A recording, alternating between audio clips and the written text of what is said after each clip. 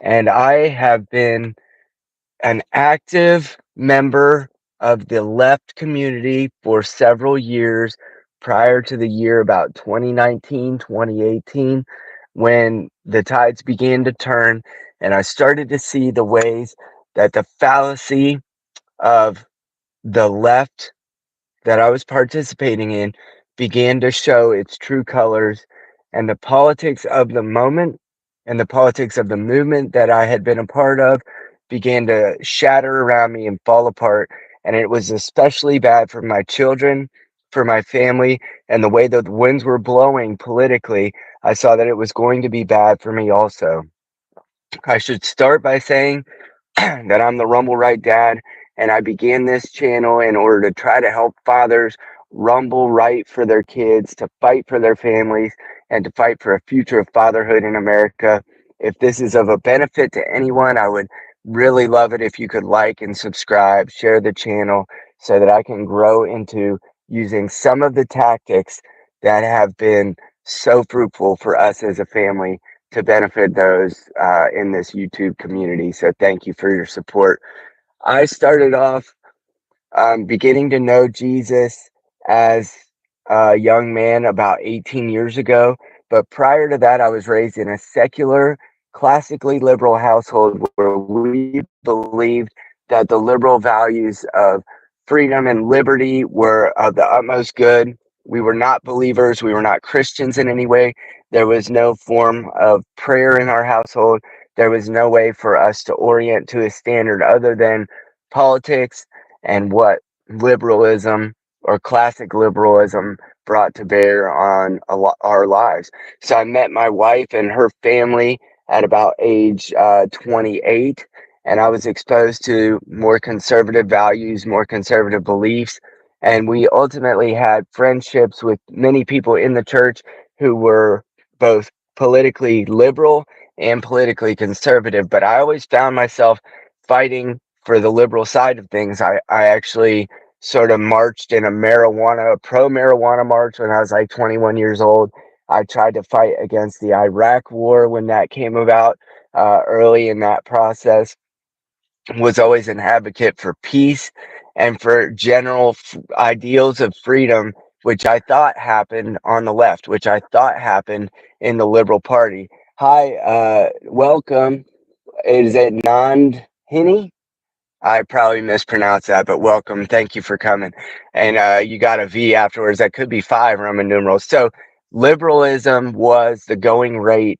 And so I began to work as a therapist, and I found myself in a lot of left wing and liberal settings. I found myself in places where everyone supported my liberal values as a therapist. I'm from Dayton, Ohio. Welcome to the Midwest. There will never be peace. Yeah, so you're right. There will never be peace, but I fought for it back when I had a more classically liberal mindset. Hello, Elizabeth. Thanks for coming. And so I began to see the fallacy in that thinking when my friend and I were driving to West Virginia. I was invited to speak at a college about a nonprofit I had started to try to help people get into recovery. This was in like 2017. So I was nationally recognized as a person who was helping people who were deeply embedded in addiction. And so I got really integrated, really inculcated into the liberal mindset. And everyone around me was liberal, was left wing, and that was just the water I swam in. So it was really hard to see out of it. I was invited to speak in West Virginia, and my friend took me down there, and we listened to a Ben Shapiro podcast on the way. And he's a really kind man, my friend Jake. And he said, I don't believe in everything this guy believes, but just listen into it. So I had begun working for public health at that time, and this was coming up on 2020. And I remember when the pandemic hit and the masks hit and the ways that the government was telling us to stay home and that we couldn't even go to take our kids to schools. We couldn't even go to church. We couldn't go into a public setting without wearing a mask. I began to see that the liberal values that I had supported actually became further and further more tyrannical. And as I began to dig further into the Bible, I also saw that a lot of the traditional family values that I had believed were part of the church ultimately weren't supported in the left wing. They weren't supported in the Democrat Party anymore. So I voted Libertarian in 2016. I voted for Obama in 2008. The only time I voted Democrat, I declined to vote in 2012. And by 2020, I was voting for Donald J. Trump because I believed that that was the way that we were going to best accomplish the vision for my family, which was I wanted people to be able to go to school. I wanted people, and in 2016, I voted Libertarian. Whoever the whoever the guy was that was running Libertarian. And by 2020, I just saw that the public health service that I was working for was clinching into tyranny. The ways that they had allowed us no freedoms. My job was implicitly threatened by if I don't get vaccinated, that I was going to lose my job. And I started applying for other jobs, and they said, you need to be vaxxed. And so the therapist community that I had been in went so far in the direction of tyranny that I could not believe that anyone who believed in liberty would be telling me, like, this is what you have to do in order to have a job here. You have to be vaccinated because politics.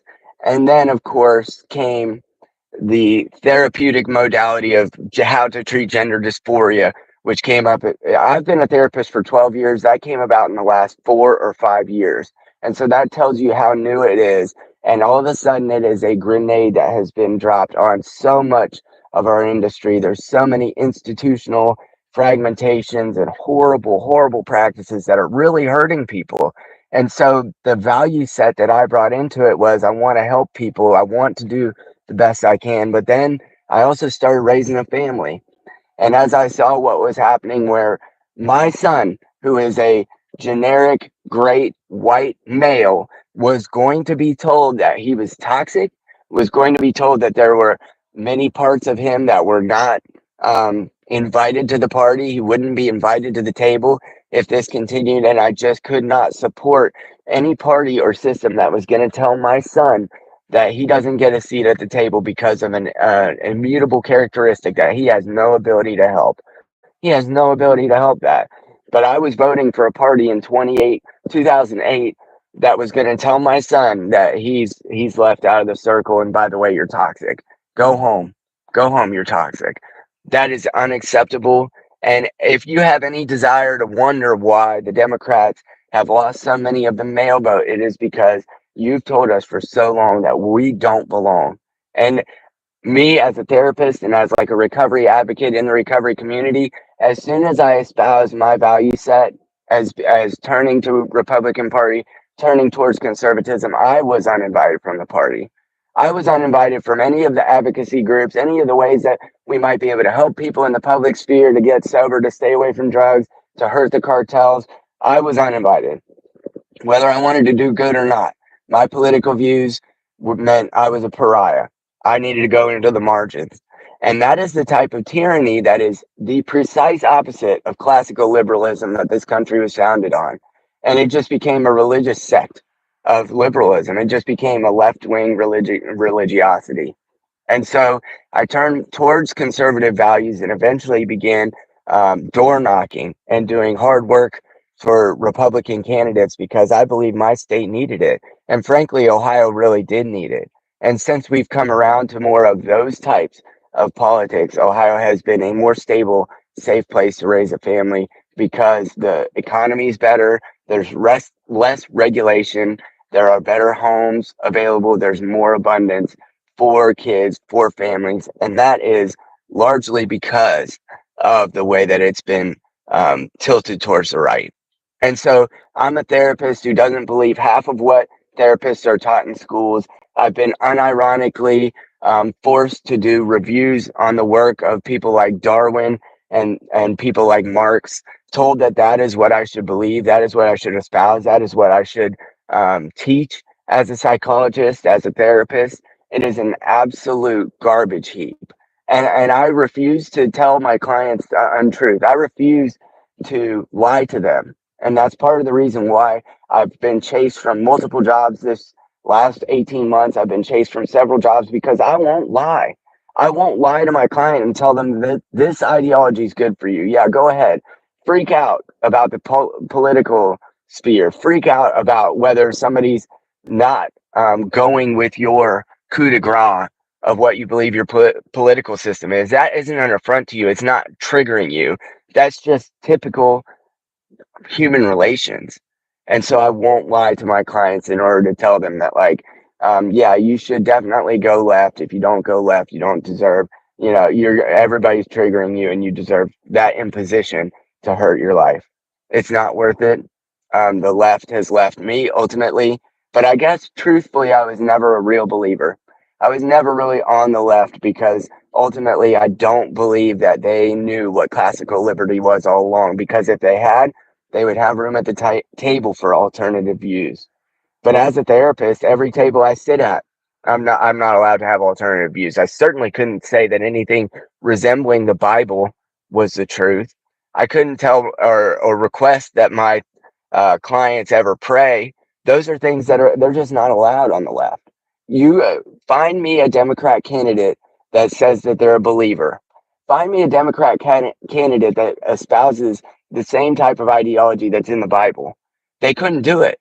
If they try to protect preborn life, they're not allowed in the Democrat Party. And when I lost my son last year at stillbirth at 24 months, I can tell you forthrightly that I believe that children who have not yet been born deserve protection. And so I'm not allowed in the Democrat Party. I believe that what happened with the ideologies in gender dysphoria are hurting kids. And therefore I can't be allowed in the Democrat Party. I believe that protecting the family first is what matters utmost. That's the original form of governance. That means I'm not allowed in the Democrat Party. If I don't look outward, if I don't look towards other countries or other people groups or people that are different from myself first, then I'm not allowed in the Democrat Party. And so it's not really that I was a Democrat necessarily and I was chased away. It's that I was never a believer at all. Because that's true liberty means having diversity of opinion and letting people be where they're at without destroying the table in the first place, without burning the table down because there's somebody there who has an alternative opinion of you. I agree with you guys that this is a difficult season, and I appreciate so much that I've received more support on YouTube. I've received more I've received more kudos on YouTube than I have in my own personal life, because most of my friends have walked away, not because I'm trying to beat them over the head with my beliefs, but because it's just not a clean friendship to have with a conservative. If you're on the left, if you're a liberal, if you're a peacenik, those things. Being a liberal and wanting peace, I guess that's a conservative value now. I guess that makes me, I had been right all along. It really was conservatives that wanted peace. It wasn't when the neocons were around.